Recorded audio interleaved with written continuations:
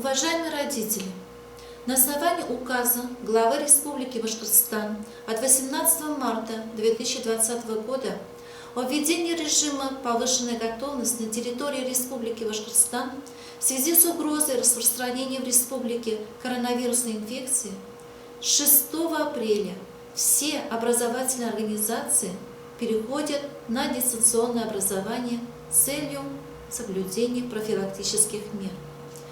В связи с переходом на дистанционное образование все наши учителя с 25 по 27 марта прошли обучение. На сегодняшний день есть полное понимание, как будет выстроен учебный процесс дистанционного обучения. Администрациями школ разработано и утверждены расписание занятий в соответствии с учебным планом. По каждому учебному предмету с сокращением проведения уроков до 30 минут.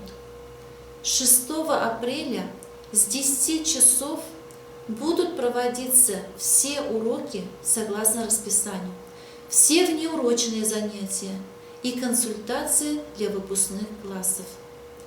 Каждый учитель для реализации модели дистанционного обучения применяет разные системы из федерального портала.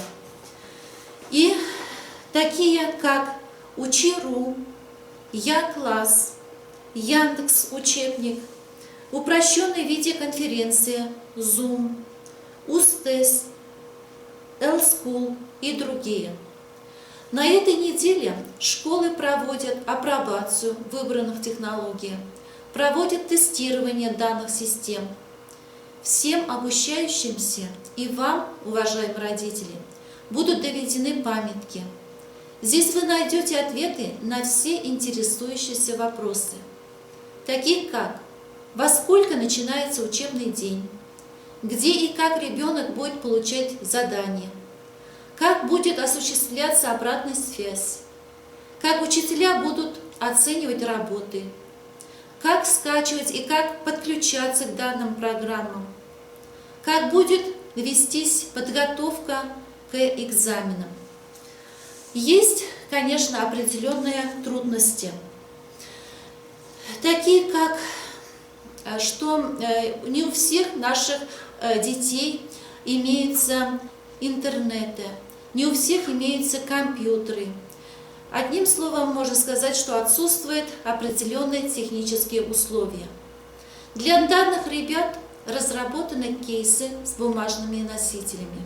Учителя 2 раза в неделю, мы так условили, что это будет в пятницу и в среду, будут приезжать домой к ученикам и будут привозить кейсы с заданиями. Это будет объяснение нового материала и задания на последующие 3 дня. И точно так же выполненные задания будут забирать на проверку.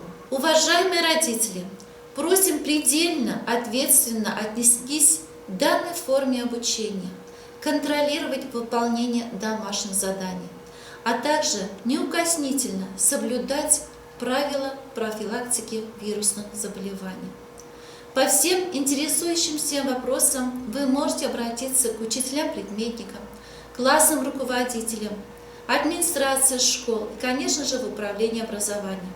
Все телефоны, контакты имеются.